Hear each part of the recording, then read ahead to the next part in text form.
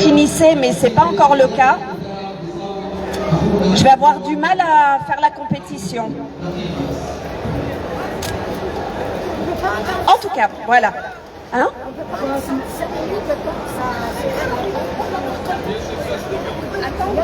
Il y a beaucoup d'interférences. C'est-à-dire, on attend un petit peu le temps que ça se calme.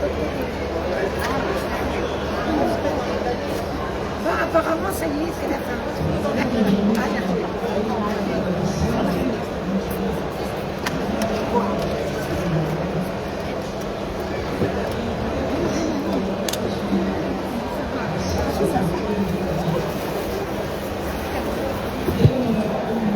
Sinon, il faudra s'asseoir sur les genoux les uns des autres.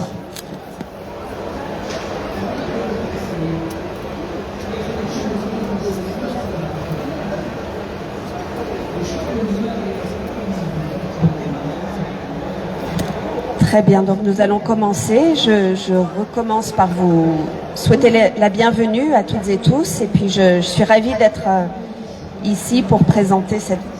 Alors, je vais commencer par le début. C'est très émouvant pour moi de faire cette présentation, à tel point que j'ai eu beaucoup de mal à l'écrire. Donc c'est très très brouillon et j'imagine que je ne vais rien suivre. Donc j'ai eu des difficultés à préparer cette présentation car j'ai l'impression que je n'ai pas grand-chose à ajouter à ce livre. Ce qui n'est pas du tout pour dire qu'il est complet, bien au contraire. Il manque évidemment énormément de témoignages, de contributions qui pourront peut-être venir par la suite. Donc c'est pas pour dire qu'il est complet, mais simplement je suis tellement contente que cet ouvrage existe. Que voilà, d'abord voilà, très symbolique, voilà ton exemplaire, voilà, je suis très heureuse de t'offrir ce recueil. Je voudrais commencer avant tout par remercier Nirvana et Sir Hafez, que j'ai vu évidemment mais que je ne vois plus. En tout cas, je le remercie vraiment très très sincèrement parce qu'il a été très prompt à accepter cette coédition avec l'IRMC. Et il a eu un argument d'autorité pour nous aider à boucler l'ouvrage. Il nous a dit, il faut que ce soit prêt pour la foire. Donc ça, tout d'un coup, on avait une pression incroyable pour mener l'ouvrage à bien. Et donc, dans un deuxième temps, il faut vraiment que je remercie Selma Hentati, qui est ici à notre droite, parce qu'elle a fait d'une part le lien avec les auteurs, d'autre part le travail d'édition, mais surtout elle a fait le grand travail de tenir les délais, qui en soi est un immense travail quand on a un ouvrage collectif à faire advenir. Alors je viens de dire ouvrage collectif. Donc d'abord je me présente, je m'appelle Katia Boissevin, je suis actuellement la directrice de l'IRMC. Dans direction d'ouvrage collectif, il y a direction, mais il y a surtout collectif. Et c'est un projet collectif puisque je l'ai mené avec Alain Messaoudi, qui est un professeur d'histoire contemporaine à l'université de Nantes et un grand ami de Khmar. Et c'est donc un projet qui est beaucoup plus un projet individuel et personnel qu'un projet institutionnel. En effet, Alain a rencontré Khmar en 1986, je dis pas de bêtises, 1986. Moi-même, je l'ai rencontré en 1997, ce qui fait déjà un bon moment, même si beaucoup d'entre vous dans la salle la connaissent depuis bien plus longtemps, évidemment, et on en est bien conscient. Alors, pour revenir sur la motivation et la genèse de toute cette histoire, quand je suis arrivée à l'IRMC il y a presque 4 ans, on était presque aux 30 ans de l'IRMC et donc on a organisé un colloque et j'ai été saisie d'une prise de conscience du rôle de pivot, de pilier quelque part, que Khmar occupait au sein de l'institution, donc au sein de l'institut de l'IRMC, mais aussi plus largement de sa place de facilitatrice et d'initiatrice auprès des étudiants et des étudiantes, des jeunes chercheurs, et de ce rôle donc d'interface entre des individus, mais aussi entre des institutions majeures de la Tunisie. Donc l'ICHN, où elle a travaillé longtemps, l'Université de la Manouba, mais aussi les archives nationales en rôle de facilitatrice. Ah ça y est, je vais devoir prendre ma grosse voix là pour contrer les voisins. Donc les archives nationales, la Bibliothèque nationale aussi, où Khmar connaît tous les recoins, IBLA, l'Institut des belles lettres arabes, et la Cinémathèque également. Et peut-être que j'en oublie, mais tant pis, j'espère que vous m'excuserez. Donc cette facilité à mettre les gens en contact et à laisser les choses se dérouler. Voilà, Khmar lance les jeunes, et les moins jeunes, mais les jeunes surtout, sur un chemin sans envahir ni contrôler, mais simplement, avec des guillemets, en orientant de manière attentive. Alors je mets des guillemets autour de simplement, parce qu'on sait bien qu'il y a des fausses simplicités. Orienter sans intervenir, c'est quand même tout un talent. Je vois qu'il y a beaucoup de monde depuis que j'ai baissé les yeux. Et donc ça nous a amené à un des chapitres de l'ouvrage qu'on a intitulé « Former sans formater ». Car dans le monde de Khmar, il y a de la place pour toutes les formes. Pour les grands, pour les petits, pour les gros, pour les minces, pour les maigres, pour les jeunes, pour les vieux, pour les gourmands, pour les avares. Voilà, il y a vraiment de la place pour tout le monde. Et en ça, on peut dire peut-être ou penser qu'il y a un côté assez peu académique dans la forme, mais très rigoureuse dans le fond. On connaît sa passion pour les chronologies, pour les étapes, mais aussi pour les romans et pour le cinéma, qui sont également des sources de connaissances et de savoir. Alors, les textes de cet ouvrage sont des témoignages, des hommages et des occasions pour plusieurs générations, plusieurs disciplines et plusieurs lieux de parole de s'exprimer. Beaucoup parlent de générosité, de précision, de mise en lien, de compagnonnage, de cuisine, de bons petits plats. Mais je ne suis pas ici pour faire la liste des qualités de Khmar, vous les connaissez comme moi, mais pour parler de cet ouvrage. Donc, il est organisé en 4 parties qui reprennent certains des chantiers, même pas tous, mais certains des chantiers comme elle les appelle. Alors, le mot chantier dit le labeur, mais il dit souvent, surtout, l'incomplétude et le toujours en devenir. Donc nous avons 4 chantiers. L'édition et les revues, la formation, donc que nous avons intitulé « Former sans formater », un chapitre ou une section, je ne sais pas comment l'appeler, qu'on a appelé « Saisie par le cinéma », qui est un titre qui me plaît beaucoup, puisque on le sait, Khmar est saisi par le cinéma de plusieurs manières. Et donc ce sont des contributions qui sont en lien avec le cinéma.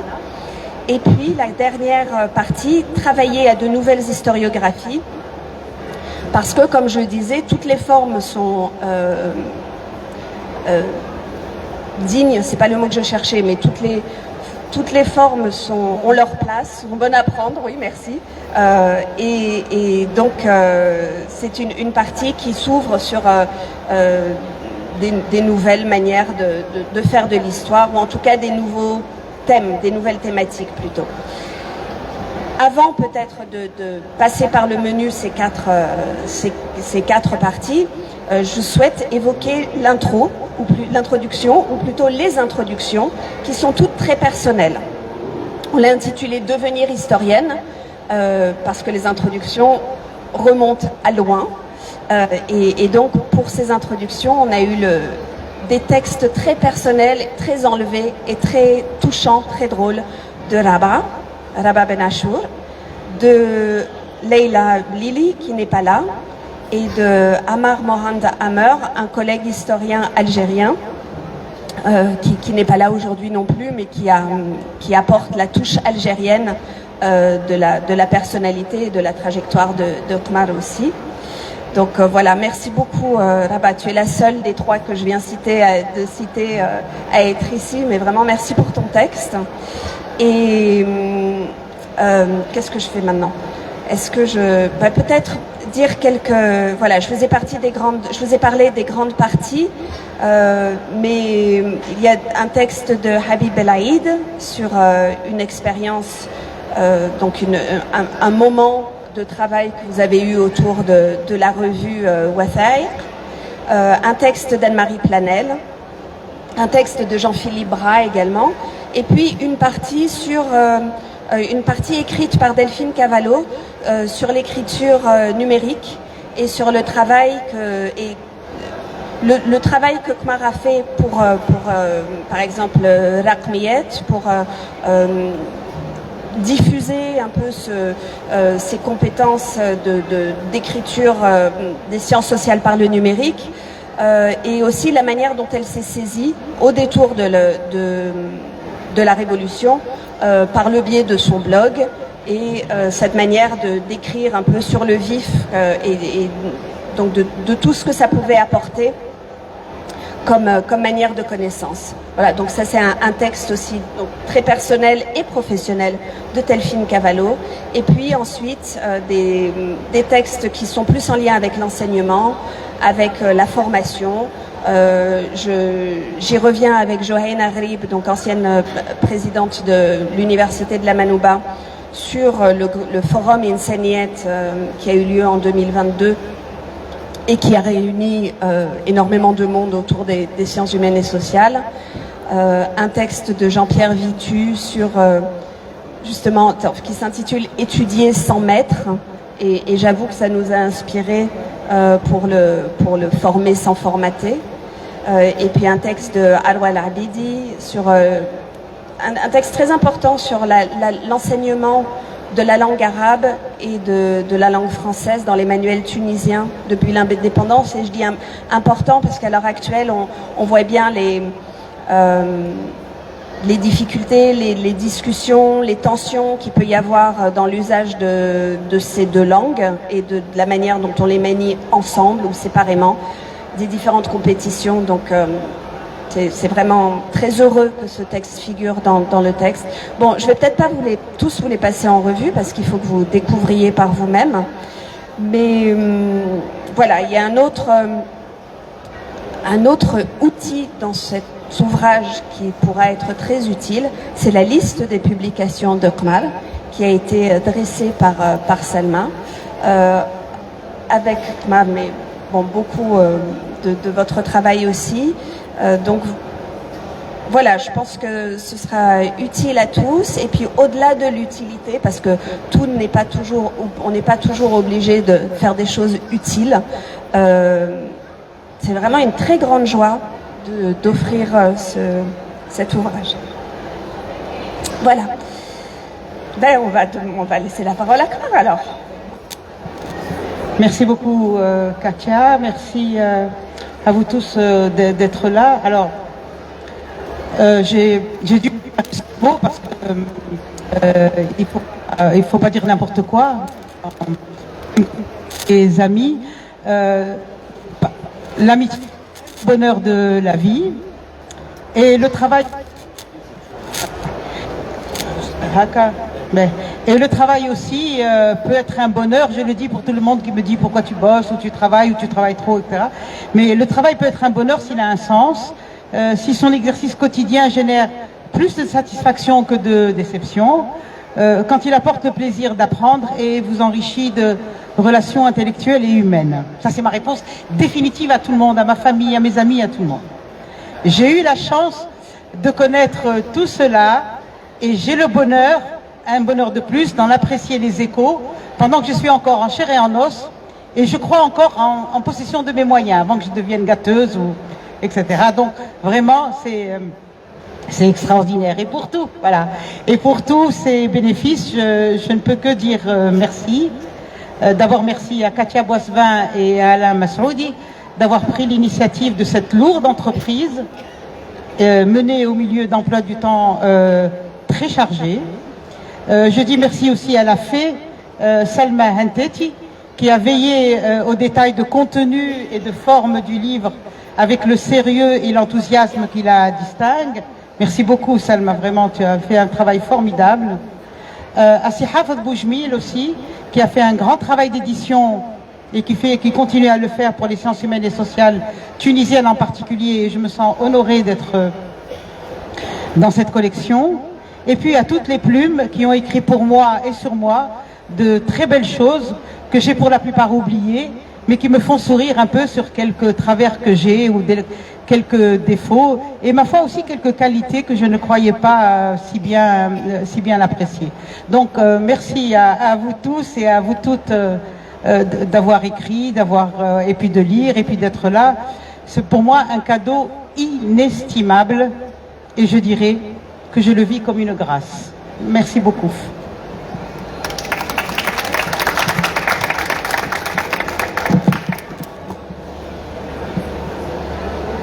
Je vous rends le micro. Je ne sais pas si le public a quelque chose à dire, alors c'est avec grand plaisir, mais...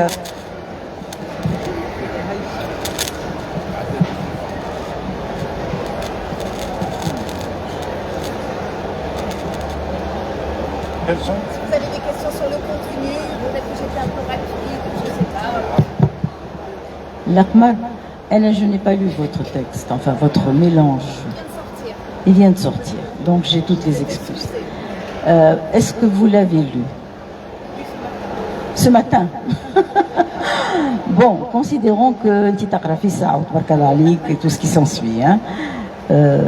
S'il y avait une question à poser à quelqu'un qui a devant lui ou devant elle un livre parlant d'elle-même, est-ce que cette complétude, le fait de vouloir enfermer aussi bien les qualités que les défauts, je ne sais pas s'il y a eu des manques signalés ou des accomplissements, certainement, n'a pas un côté un peu restrictif? Est-ce qu'il n'y a pas un sentiment de quelque chose qui manque?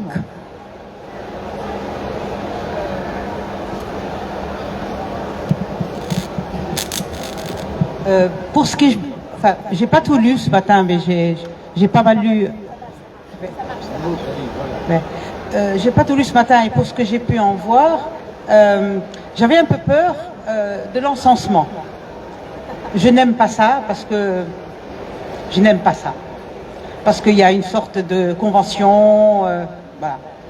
Et ça fait un peu mort, quoi. Ça fait encenser les morts. Mais en fait, j'ai trouvé que plein de gens se moquaient de moi, comme d'habitude. Ça me plaît beaucoup parce que d'une certaine façon, comme j'ai un caractère un peu abrupt, je ne la fais à personne. Et donc, d'une certaine manière, ça me plaît beaucoup. C'est pas de la complétude, au contraire, c'est quelque chose qui montre que les gens voient ce que je ne vois pas, ou ce que je ne laisse pas voir, d'une certaine façon. Mais je trouve que cet ouvrage n'est pas dans l'encensement, en tout cas pour ce que j'en ai lu. Et ça, il faut m'aimer pour faire ça. Parce que je n'aime pas du tout. Je ne supporte pas. Voilà. Et c'est vraiment une chose profonde. Voilà. Et donc c'est pour ça que je le prends comme un acte d'amitié. Même je trouve que dans l'écriture, les gens ont compris ça, quoi. Les gens. C'est pas bien de dire ça, pas les gens, mais mes amis ont fait ça.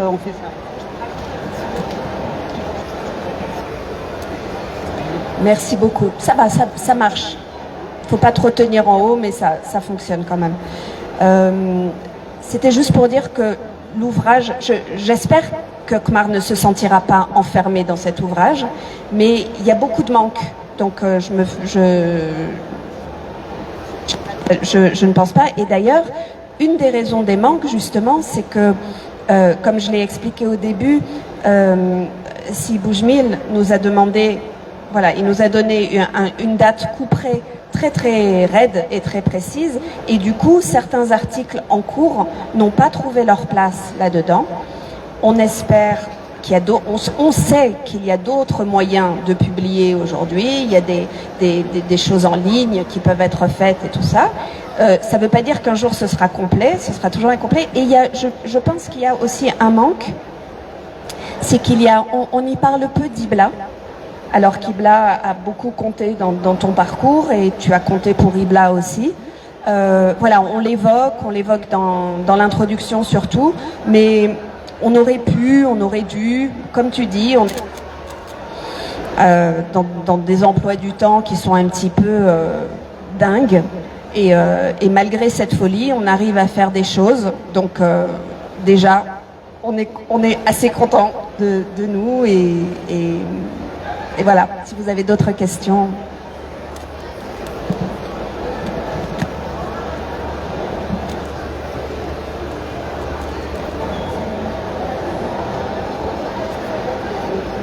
On attend de le lire.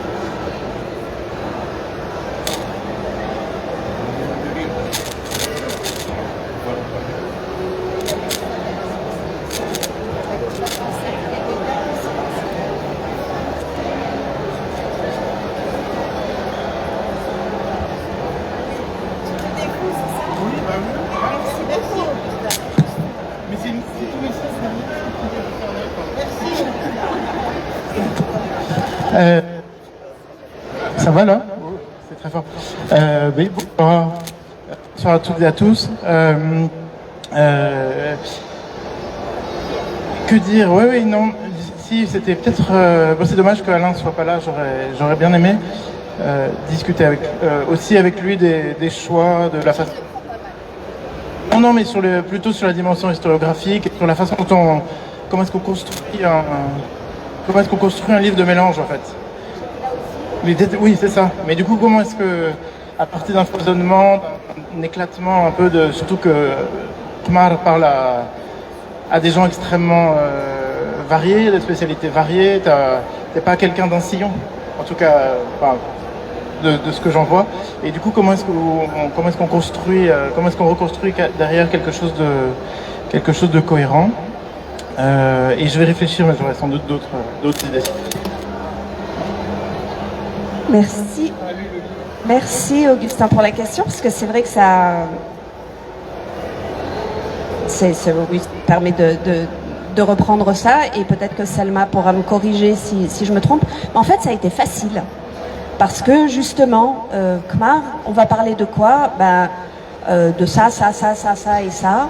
Et puis après, on réduit un peu et on pense aux choses les plus importantes. Alors évidemment, le rôle du cinéma a été très vite posé. La question des revues et de l'édition aussi. La question de la formation également.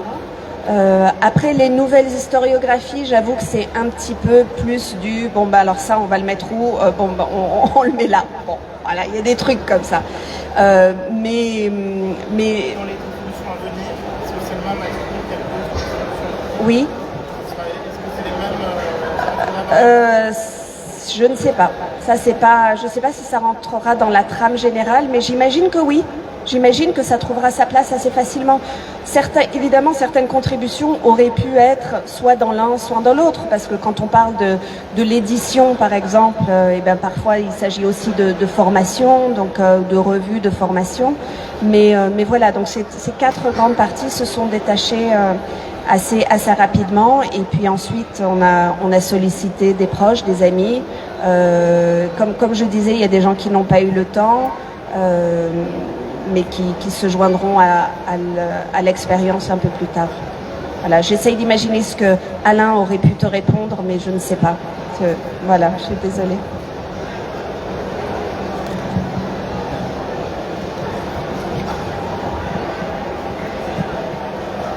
Merci, bonjour. Moi, ma question, je voulais savoir si Khmar a été associé à cette opération dès le début.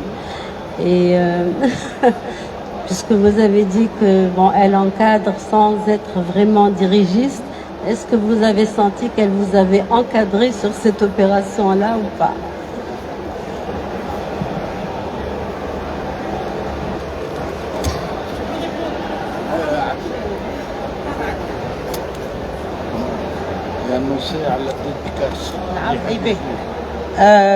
J'ai été informée. Et on m'a demandé qui tu veux voir. C'est Alain d'ailleurs, plus que Katia. Et il m'a dit comme ça, dans un dîner, à la fin d'un dîner, sur un bout de papier, à Paris. Il m'a dit qui tu veux voir. Donc on était encore, je savais pas trop. Et moi je lui disais, n'oubliez pas celui-là. Mais nous, on avait déjà notre liste. Voilà. Donc je savais pas trop. Donc c'est une conversation de fin de dîner, 11h du soir, etc. Et je lui dis comme ça quelques noms. Je lui disais, n'oublie pas celui-là et celui-là. Et alors il me disait, oui, on y a pensé. Voilà. C'est le seul moment où j'ai été... Et donc j'ai bien vu, j'ai compris que l'affaire était en cours, qu'il me consultait pour avoir d'autres noms, que probablement un nom ou deux allait sortir de mes suggestions. Mais jusqu'après, j'étais out. Je savais que ça se préparait. Voilà. Mais j'ai effectivement été consultée. Je savais que les mélanges se faisaient et je pense qu'avec moi, on a vérifié qu'il n'y aurait pas des oubliés dans leur liste. Voilà. Je pense que je faisais partie des personnes qui ont été consultées. Voilà. Personne. Parole. Monsieur.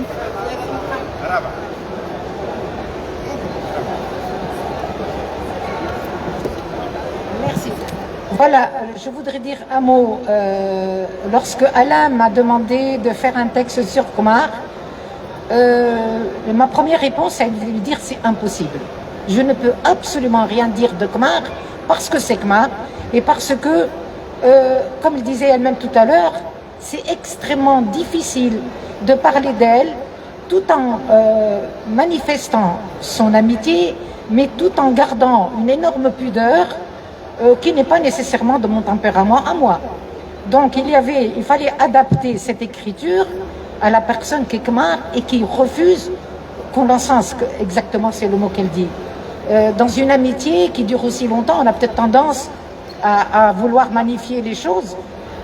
Et ce que j'ai voulu dire, et dont je suis peut-être habilitée à parler, c'est l'extrême sensibilité de Khmar. Et c'est pour la raison pour laquelle je pense qu'elle s'intéresse à la littérature et au cinéma. Ce n'est pas un hasard. C'est une historienne qui travaille normalement sur une matière qui...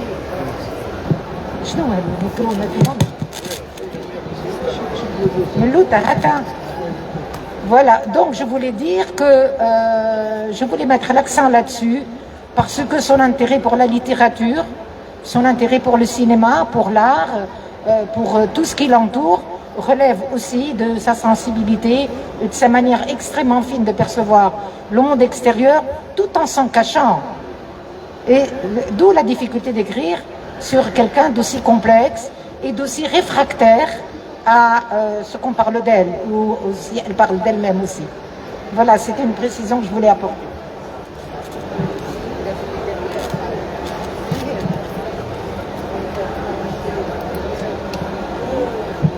Bon, اللي يحب يتعدى الطاولة pour la dédicace. J'aurais bien aimé poser une dernière question, si c'est possible. Oui, pardon.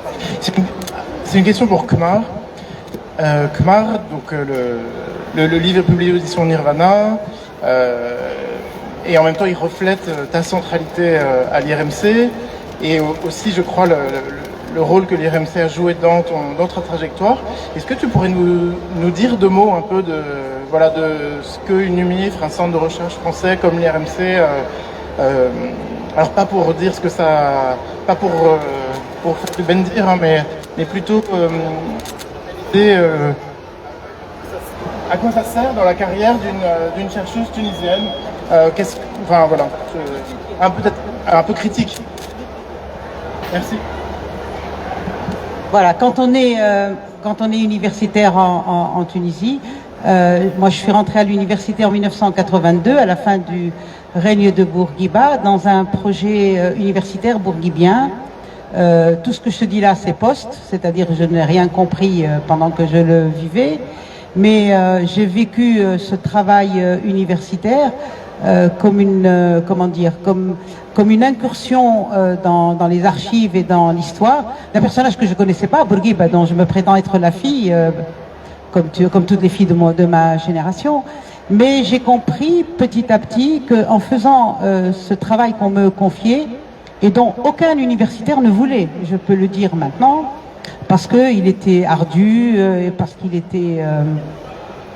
parce que c'était un travail aussi de suivi d'archives, etc., etc., et qu'il fallait le donner à une débutante, ce qui est naturel et normal, etc. Donc c'est en le faisant que j'ai compris que j'étais plus libre qu'eux. Tu vois ce que je veux dire? Donc je l'ai compris au bout d'un certain nombre d'années, mais je l'ai compris surtout quand Ben Ali est arrivé au pouvoir. Parce que au bout de 7-8 ans, je commençais à avoir un peu d'expérience, et j'ai su, je ne sais pas comment, qu'on était en train d'éplucher un peu nos publications et que personne n'y comprenait rien et ne voyait surtout pas de traces d'hagiographie bourguibienne ni rien du tout, et que tout le monde s'ennuyait sur ce qu'on faisait. Et ça m'a, comment dire, d'une certaine façon, ça m'a donné le sentiment que travailler voilà, avec Katia l'autre jour, on parlait de galerie, comme une taupe, c'était un gage de liberté. Et j'ai continué comme ça, mais par... oui, de Lich. Mais, pour dire avec... il me fallait aussi, mais tout ça, tout ce que je découvre, je le découvre en le faisant, si tu veux. C'est pas moi qui découvre, c'est je vais, et puis je vais, je fais, puis je comprends, parce que moi je suis lente à comprendre, tu vois. Et donc, en fait, l'IRMC s'est installé en 92-93, ça faisait 10 ans que j'étais à l'université, probablement que j'en avais, je me semble, voilà, ça commençait à devenir un peu étroit, je ne sais plus, hein, mais il me semble que ça devait être ça, parce que moi je me souviens pas. Et j'ai rencontré Anne-Marie Planel, qui était historienne, qui s'intéressait, elle, à ce qu'on faisait, et qui et c'est encore une fois l'amitié qui a accroché. Tu vois, les premiers 10 ans, je les ai fait dans l'amitié avec Habib Bel'Eid, etc. Donc on arrivait à pondre ce travail un peu secret, un peu griffonnant, que personne ne regarde, mais que tous mes collègues utilisent, et j'en suis ravie. Et 10 ans après, c'est vraiment une historienne aussi qui est venue me chercher en me disant, est-ce que tu peux faire... Alors, Marc, qu'est-ce que tu penses? Qu'est-ce qu'on fait ci? Qu'est-ce qu'on fait ça? Quelle personne on peut inviter? Un compte-rendu par-ci, un compte-rendu par-là. C'est elle qui est venue me chercher. Et je me rappelle qu'avec Michel Camot, qui était un homme d'une très grande rigueur intellectuelle, je crois qu'il rêvait beaucoup de choses pour ce centre, pour lequel il était extrêmement exigeant. J'ai dû passer à son tamis, en fait. Je l'ai compris après coup. C'est Anne-Marie Planel qui m'a appelé. Michel Camot m'a passé sur son tamis, probablement. Et un jour, quand j'ai eu il m'a demandé, et j'ai trouvé ça aussi intéressant, il m'a demandé la première position de recherche du bulletin correspondance. Et dans ce premier position de recherche, où j'y suis allé comme un taureau sur le toréador, évidemment, j'ai fait mon boulot en disant... tout ce que je pensais d'un ouvrage de Fanny Colonna, qu'il a mal pris, tu vois. Alors je me suis pris ça dans les dents, parce que Fanny Colonna était une chercheuse consacrée, et en fait elle a compris, alors que j'avais pris beaucoup de précautions, que je n'appréciais pas du tout l'ouvrage. Alors c'était celui d'avant. Et Fanny Colonna a été, comme c'est une femme hyper écorchée, m'en a voulu. Et Michel Camot est venu un peu à ma rescousse c'est un homme chevaleresque, et qui m'a dit, est-ce que vous voulez répondre? Et moi j'ai trouvé, mais moi répondre? Je ne savais même pas qu'il fallait répondre. Et puis je trouvais qu'elle avait le droit aussi de ne pas aimer, ou de me faire ce droit. Tu vois, tout ce que mais en fait, j'ai compris que, étant à l'étroit à Lich, je trouvais une tribune, mais même dans cette tribune, il y avait et donc d'une certaine façon, à la fois des enjeux, mais aussi, comme je suis fille des deux universités, en fait, de l'université tunisienne et de l'université française, c'est ça qui me fait dire que les deux universités se ressemblent beaucoup. Je les ai faites l'une et l'autre, l'une avec l'autre, j'ai tressé les deux choses, et en fait, comme je travaille sur l'histoire intellectuelle, ce que je vivais me montrait un peu, et les similitudes des deux universités. En fait, l'IRMC, c'est mon poste d'observation de la vie intellectuelle tunisienne. Voilà, ça me sert à ça, moi. Merci beaucoup. Nous sommes honorés ici à Nirvana de vous recevoir. Donc,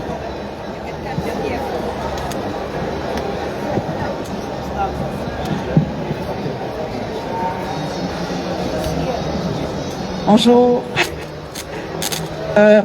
Juste une blague.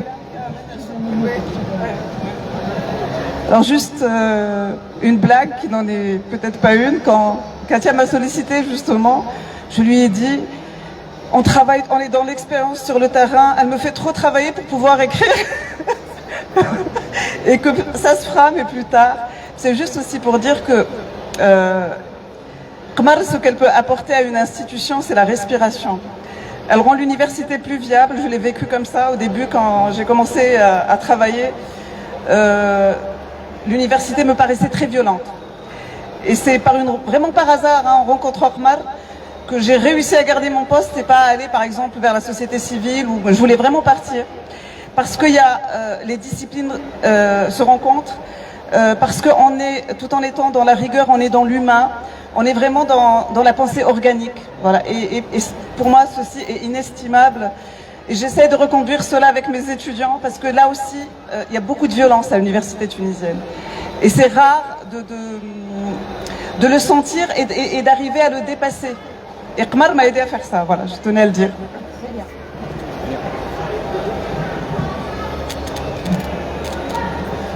merci beaucoup. On a été honoré de vous accueillir, d'accueillir cette pléiade de personnes importantes. Maintenant, quand vous la dédicace, elle est prête pour signer son livre.